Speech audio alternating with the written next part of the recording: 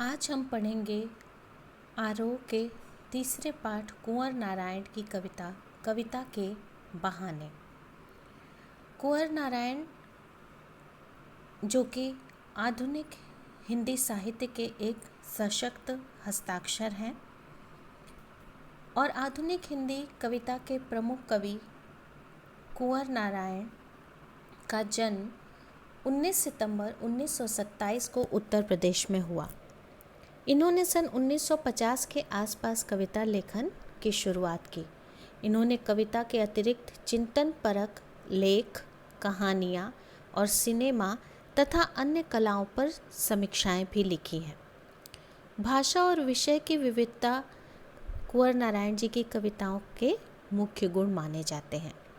उनकी कविताओं में यथार्थ का खुरदरापन भी मिलता है और उसका सहज सौंदर्य भी।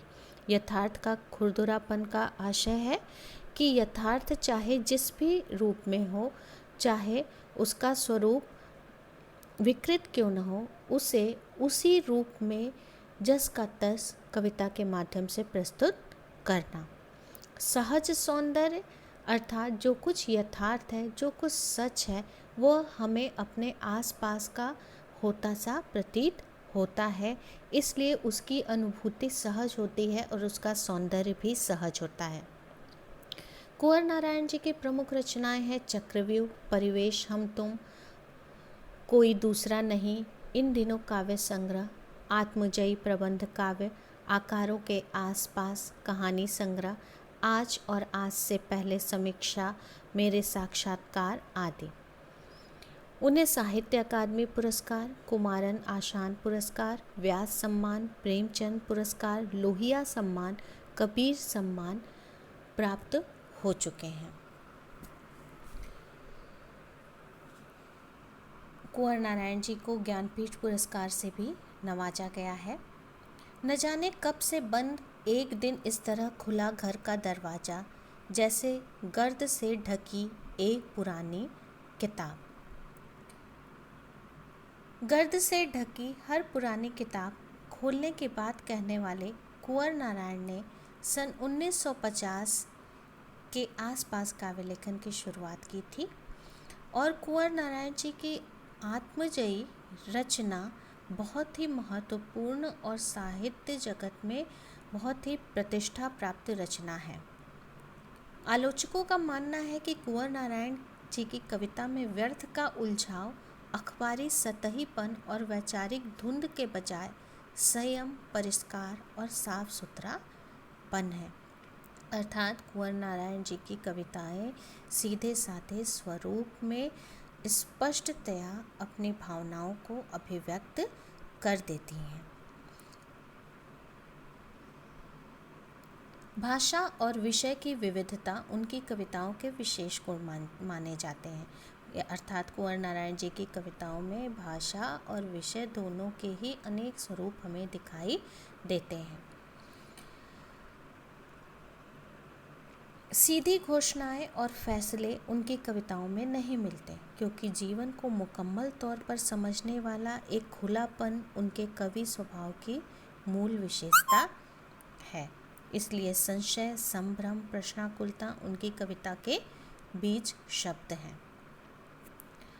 कुंवर नारायण जी अपनी कविताओं में सीधी घोषणा या कोई स्पष्ट फैसला या निर्णय नहीं देते हैं।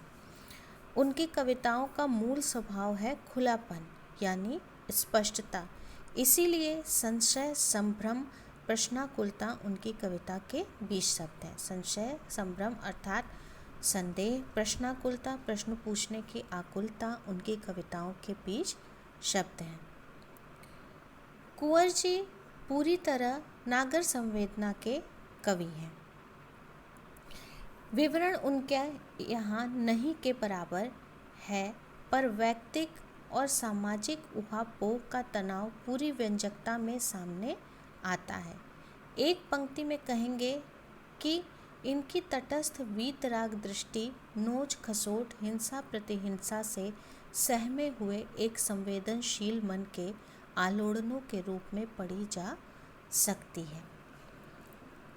कुंवर नारायण जी की कविता में हमें उनके संवेदनशील हृदय की पहचान दिखाई देती है।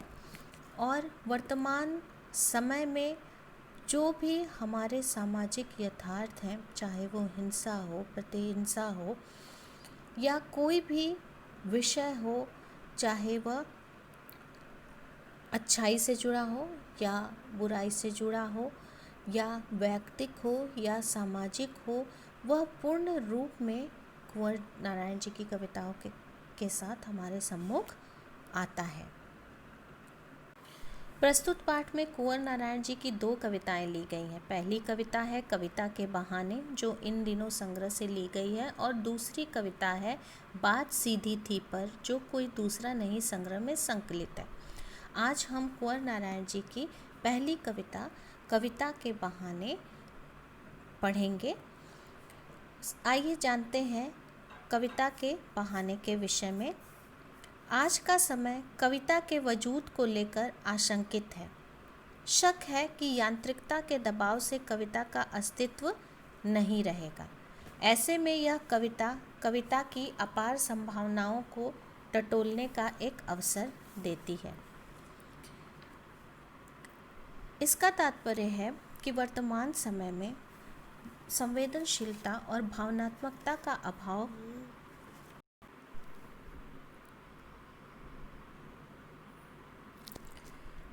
कवि कुंवर नारायण ने इस कविता में कविता की व्यापकता को दर्शाया है। ऐसा प्रश्न उठता है कि क्या वर्तमान समय में जिस प्रकार से समय और परिस्थितियां बदल रहे हैं, साहित्य और कविता का क्या यह अस्तित्व बना रहेगा? क्या लोग कविताओं को पढ़ेंगे? क्या कविता का महत्व बना रहेगा? क्या संवेदनशील और भावनात्मक कविताएं बनी रहेंगी, बनती रहेंगी? ऐसे में यह कुंवर नारायण जी की कविता और उसकी अपार संभावनाओं को, अर्थात कविता की संभावना अपार है, असीम है, वह समाप्त नहीं हो सकती, उसे ही प्रदर्शित करने का प्रयास किया है। कविता के बहाने एक यात्रा है जो चिड़िया, फूल से लेकर बच्चे तक की है। एक ओर प्रकृति है, दूसरी ओर भविष्य की ओर कदम बढ़ाता बच्चा। कहने की आवश्यकता नहीं कि चिड़िया की उड़ान की सीमा है, फूल के खिलने के साथ उसकी परिणति निश्चित है, लेकिन बच्चे के सपने असीम हैं। बच्चों के खेल में किसी प्रकार की सीमा का कोई स्थान नहीं होता। कविता भी शब्दों का खेल है, और शब्दों के इस खेल में जड़, चेतन, अतीत, वर्तमान और भविष्य सभी उपकरण मात्र है। इसीलिए जहाँ कहीं रचनात्मक ऊर्जा होगी, वहाँ सीमाओं के बंधन खुद ब खुद टूट जाते हैं। वो चाहे घर की सीमा हो, या भाषा की सीमा हो, या फिर समय की ही क्यों न हो। कविता के बहाने कविता के अस्तित्व की महत्ता और उसकी सर्वव्यापकता को अभिव्यक्त करते हुए हमारे सामने अनेक उदाहरण रखती है। आइए चलते हैं कविता की ओर।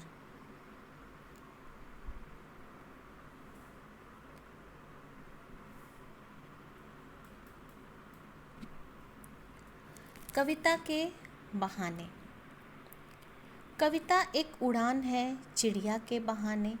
कविता की उड़ान भला चिड़िया क्या जाने। बाहर भीतर, इस घर उस घर, कविता के पंख लगा उड़ने के माने चिड़िया क्या जाने। कविता एक खिलना है फूलों के बहाने। कविता का खिलना भला फूल क्या जाने। बाहर भीतर, इस घर उस घर, बिना मुरझाए महकने के माने फूल क्या जाने। कविता एक खेल है बच्चों के बहाने। बाहर भीतर, यह घर वह घर, सब घर एक घर देने के माने बच्चा ही जाने। जैसे कि भाषा आप देख रहे हैं इस कविता की अत्यंत सरल है। हमारे सम्मुख पूरी कविता में एक बिंब उपस्थित होता है। बिंब यानी शब्दों द्वारा खींचा गया चित्र, चिड़िया की उड़ान, फूलों का खिलना, बच्चों का खेल। तो कविता के काव्य सौंदर्य में आप भाषा की सरलता, सहजता और संवेदन संवेदना युक्त भाषा है। इसके साथ ही साथ बिंब और उसमें भी दृश्य बिंब की प्रधानता है। आइए देखते हैं पहला अनुच्छेद। कविता एक उड़ान है चिड़िया के बहाने। कविता की उड़ान भला चिड़िया क्या जाने। बाहर भीतर इस घर उस घर, कविता के पंख लगा उड़ने के माने, चिड़िया क्या जाने। यहाँ कवि ने कविता के अस्तित्व से जुड़े कुछ महत्वपूर्ण सवाल उठाए हैं। इस काव्यांश में कवि ने कविता की तुलना चिड़िया के उड़ान से की है। कवि कहता है कि कविता एक उड़ान है चिड़िया के बहाने, अर्थात कविता चिड़िया के उड़ान की जैसी है। क्यों? क्योंकि चिड़िया जिस प्रकार ऊंचे असीम आकाश में उड़ती है स्वतंत्र रूप से, उसी प्रकार कवि के मन की भावनाओं की उड़ान कविता में देखी जा सकती है। फिर कवि आगे कहता है कि कविता की उड़ान भला चिड़िया क्या जाने। फिर आगे कवि तुलना करते हुए कहता है कि चिड़िया के उड़ने की भी एक सीमा है, लेकिन कविता के उड़ान की सीमा नहीं है, वो असीम है। क्योंकि मन के भावनाओं की उड़ान की तुलना किसी भी ससीम उपकरण या वस्तु से नहीं की जा सकती है। बाहर भीतर इस घर उस घर, कविता के पंख लगा उड़ने के माने, चिड़िया क्या जाने। कविता में इतनी शक्ति है कि वह बाहर भीतर मन के भावनाओं को भी अभिव्यक्त कर सकती है। वह प्रत्येक घर घर में उसकी व्यापकता है। और कविता के पंख लगा के उड़ने के माने, चिड़िया क्या जाने। कविता के पंखों की उड़ान की तेजी और उसकी सीमा का असीम होना चिड़िया नहीं जान सकती।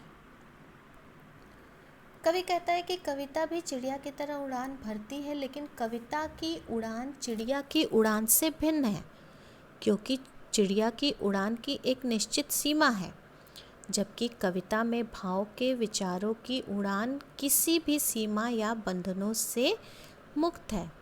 वह निस्सीम है, वह अनंत उड़ान है। इसी कारण कवि आगे कहता है कि बाहर भीतर सब घरों में कविता के भाव रूपी पंख लगाकर उड़ने का अर्थ चिड़िया भी नहीं जान और समझ सकती। वास्तव में कविता में कवि की असीम कल्पना के पंख लगे होते हैं, अतः कविता के पंखों की समता चिड़िया के पंख नहीं कर सकते। आपने सुना होगा, हमेशा ये उदाहरण दिया जाता है कि जहाँ न पहुँचे रवि वहाँ पहुँचे कवि, अर्थात कि जहाँ सूर्य का प्रकाश भी नहीं पहुँच सकता, लेकिन कवि की आँखों से कोई भी प्रकृति, मनुष्य, समाज का कोई हिस्सा छूट नहीं सकता। अतः कविता की संभावना निरंतर रूप में बनी हुई है।